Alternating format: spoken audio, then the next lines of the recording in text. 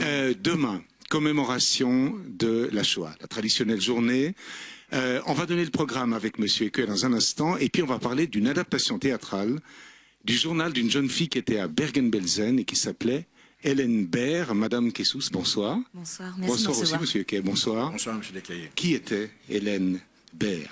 Alors Hélène Baird était une jeune femme qui passait l'agrégation d'anglais, qui était spécialiste du poète anglais John Keats, et qui, parisienne de naissance, et qui se voit petit à petit restreindre ses droits par la montée du nazisme à Paris, et qui va vivre de 42 à 44 les événements tragiques que l'on connaît en tenant ce journal intime. Et elle est déportée à Bergen-Belsen. Elle est déportée à Bergen-Belsen, elle meurt, elle a 23 ans, et elle meurt quelques jours avant la libération. À vous entendre, j'ai pas lu le journal, d'ailleurs j'ai très envie de le lire, une sorte d'équivalent en langue française.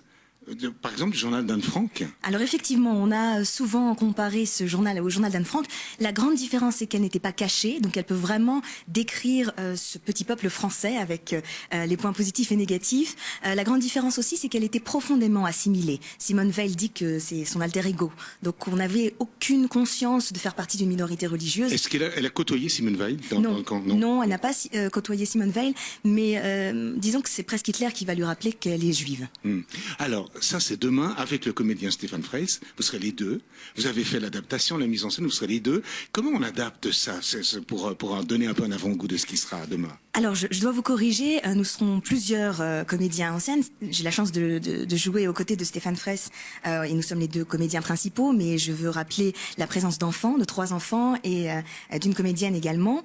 Je n'en ai pas fait l'adaptation théâtrale, c'est Pierre Tréhardy qui l'a faite. Je n'en suis que l'humble metteur en scène. C'est moi qui ai remis le livre à Pierre Tréhardy en lui disant « Je sais que ça vous touchera, Monsieur Pierre Tréhardy », qui est un auteur français qui, voilà, qui, on va dire, a un petit peu le vent en poupe en ce moment à Paris, et il a été profondément touché, on va dire, par ce journal, et il l'a suivi, on va dire, de A à Z scrupuleusement dans l'adaptation. D'ailleurs, plusieurs adaptations théâtrales avaient été faites et soumises à Mariette Job, qui est l'ayant droit, et elle a toujours refusé parce qu'il n'y avait pas du tout d'authenticité.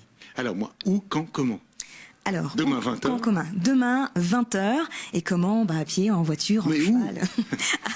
À Carouge, à la salle des fêtes de Carouge. Vous savez, c'est important, où, quand, comment? Tout à fait. C'est parce que sinon on est mort. Vous avez tout à fait raison. Sinon on parle d'un truc comme ça. Bon, Monsieur Eke, comment allez-vous depuis l'année dernière? Ça va très très bien. Vous pouvez peut-être nous donner le cadre, le contexte de cette journée de commémoration de la Shoah à Genève demain soir, à Carouge. Alors le contexte on peut le résumer de cette manière. C'est un jour de souvenirs, de recueillement et de prière à la mémoire des victimes de la Shoah et donc de la barbarie nazie. Tout cela, je dirais, avec, comme il a été indiqué par Madame Kessous, demain, salle des fêtes de Carouge, dès 19h pour l'accueil, et 3 moments forts. Un moment fort qui est celui, bien entendu, de l'allumage des bougies, avec les prières, le Kaddish et le Malel Rachamim. Le Kaddish, c'est une prière pour les morts.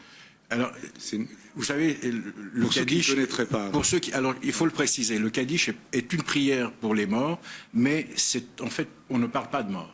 C'est une sanctification, c'est une prière dont se sont inspirés aussi bon nombre de religions, et notamment chrétiennes, puisque c'est tout simplement, c'est une incantation à la gloire de Dieu et, je dirais, à la sanctification qui l'amène et qui donne les bougies, la pièce, on en a parlé en quelques secondes. Et le El Malel Rachamim, qui est aussi important, puisque c'est une élévation de l'âme de ceux qui ont disparu, et cette incantation est aussi importante.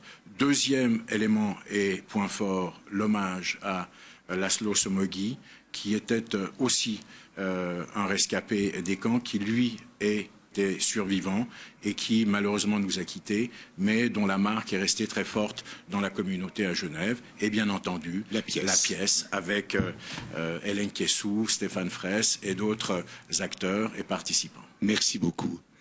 C'est public, hein, c'est public demain à 20h, salle des fêtes de Carouge, si ça vous intéresse. Merci beaucoup. Merci.